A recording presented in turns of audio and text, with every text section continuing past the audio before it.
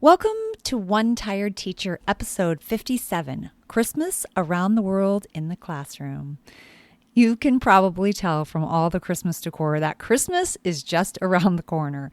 And if by chance you're traveling with blinders on to and from wherever you're going, I'm 100% positive you can feel it in the energy in your classroom. Today, we're going to talk about taking a cultural adventure through 7 different countries to ensure learning, high engagement, and holiday fun is being covered in these last few weeks until the big day. I hope you stick around.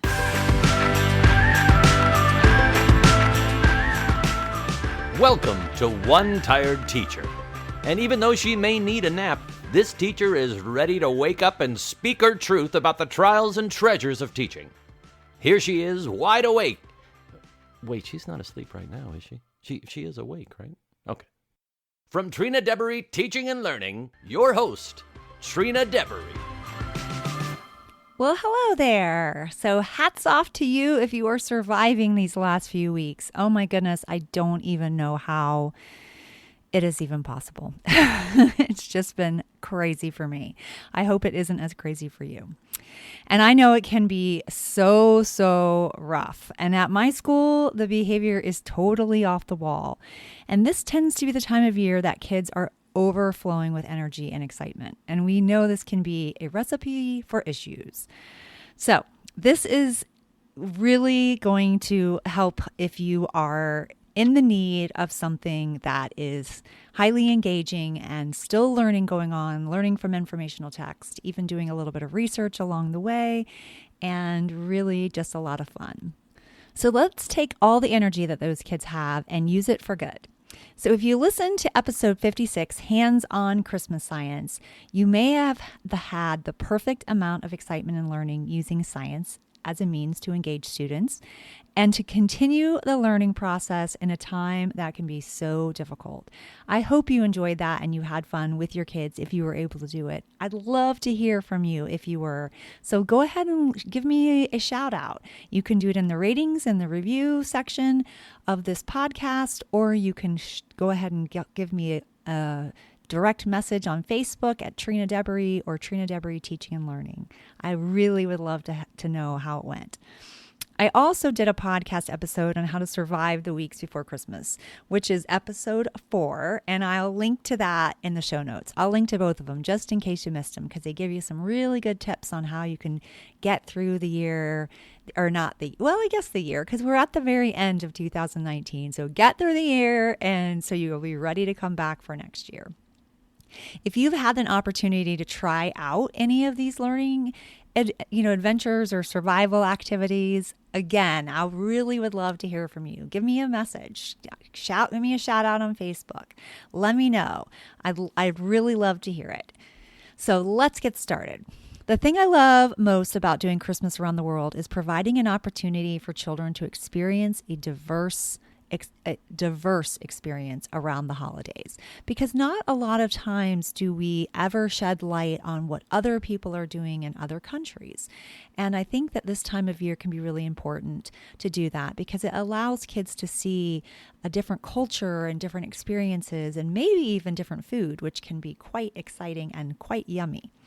I always make it a point to express to children the need to value each other's differences. So I think it's important to do this at any point that we are able to do that, because when kids get a chance to see that they are not the only ones that exist in their space, that there are people that are out there in other areas that also have feelings and also have traditions, it's important for them to see that. It starts to help build that empathy muscle and that ability to recognize others and their differences and celebrate that. And I think that's really important. This activity is just one way to show them what it might look like.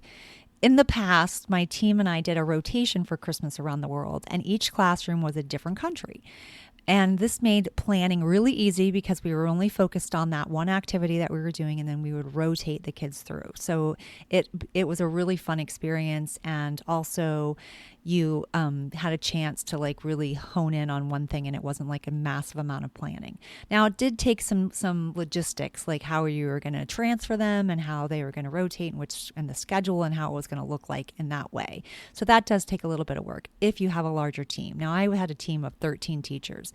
So that was crazy when we did it. But when you have a team of, 3 or 4, that makes it a lot easier. It was really a great way to see the different classes in action. I was always especially thankful for my class. Every year I'd be like, oh, thank goodness I have the kids that I have, because sometimes you get your eyes really opened when you see somebody else's class in action.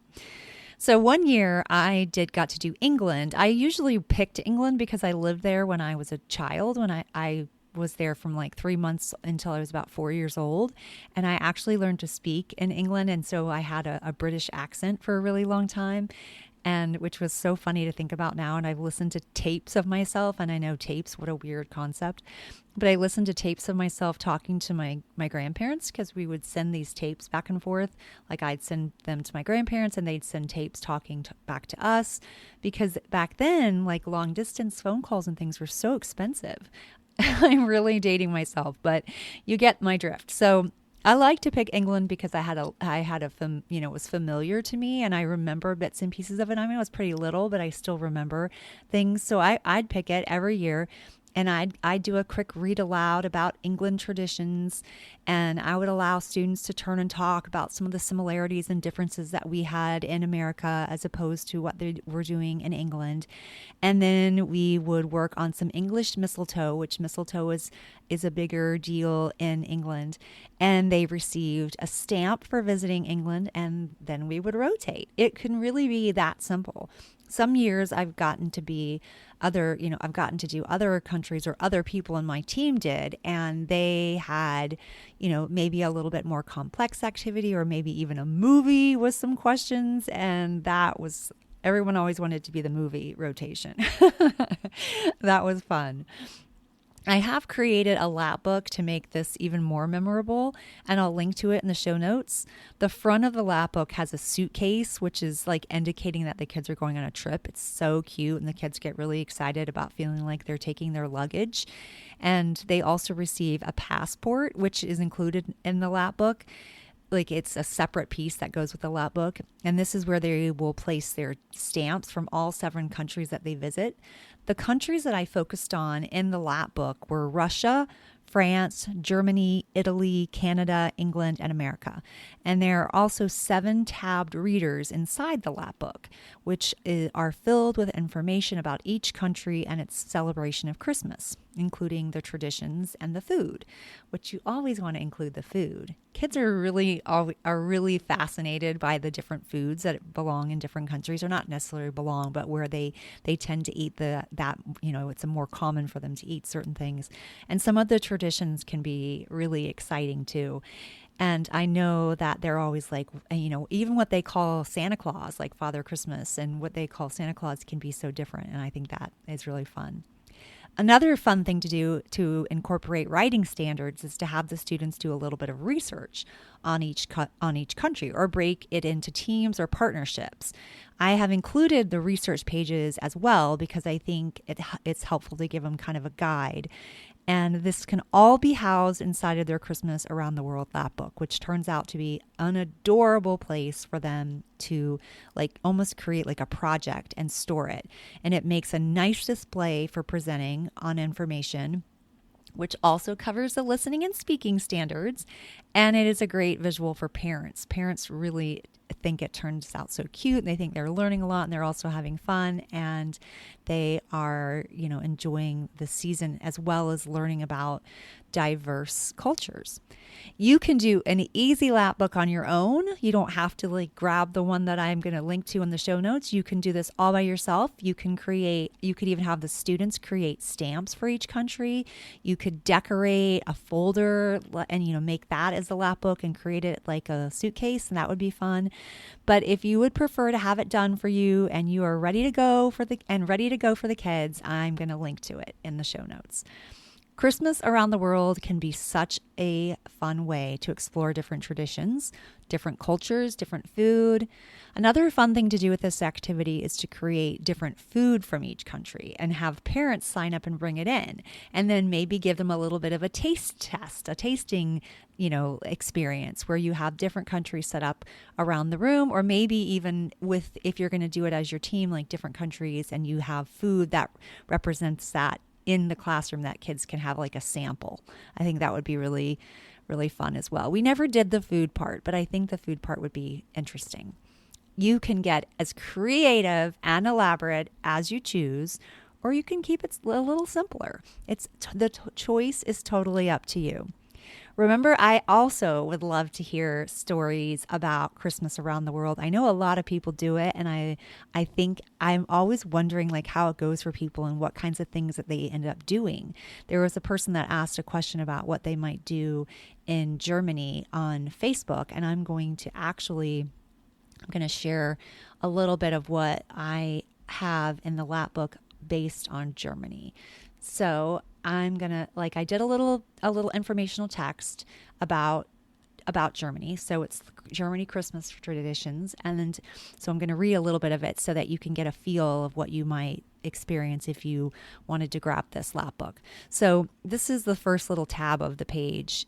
Actually, is that? Yes, it is. Okay. So the Christmas tree is significant to people in Germany. The tree was usually brought in on Christmas Eve and was secretly decorated by the mom of the family. I think that's so interesting. I wonder why it had to be the mom. And that's a great place for you to have kids asking those kind of questions. Why did it have to be the mom? Why did it have to be brought in secretively? And why did they have to wait till Christmas Eve? Another big part of the Christmas celebration in Germany is Advent. Several different kinds of Advent calendars are used in the house. Advent calendars count down the days until Christmas, which I think are so, so fun. I do have an Advent calendar activity too. It's the surviving the 12 days before Christmas vacation, which you're probably past by now because it's like a week away, a little over a week away from when this show or this episode airs. But the Advent calendar is super fun for kids. They get to flip out the little days and they have a little activity underneath, and it's so fun. So another part of the text is talking about food in Germany. In Germany, children have biscuits, which are cookies, and treats for De Weihnachtsmann. I have no idea how you say that, but that's another name for Santa Claus. And so I don't know. I'm not even going to try. And he takes them and then leaves candy and treats for the children. Carp or fish or goose are often served at the Christmas meal. Stolen, a few fruited yeast bread is served for dessert. So it's called Stollen. I'm not sure how you would say that, but it's a type of bread that is served for dessert. And I wonder if that is similar to fruit cake that we have in America that most people do not enjoy. So you never can tell. But that's just a little bit about some traditions and the food in Germany. And if I were doing Germany, I might let them read this little part as a shared reading together, and then I may even have them do some type of create maybe even something to do with the Christmas tree. If it's that big of a part of Germany, I might have them create using some various materials. I might do almost not necessarily a STEM challenge because it's not really integrating science, but maybe some type of a challenge where they're creating and putting together a tree and then they're decorating it and things like that. I think that could be really fun. I also think having them create Advent calendars would be a really fun, response as well.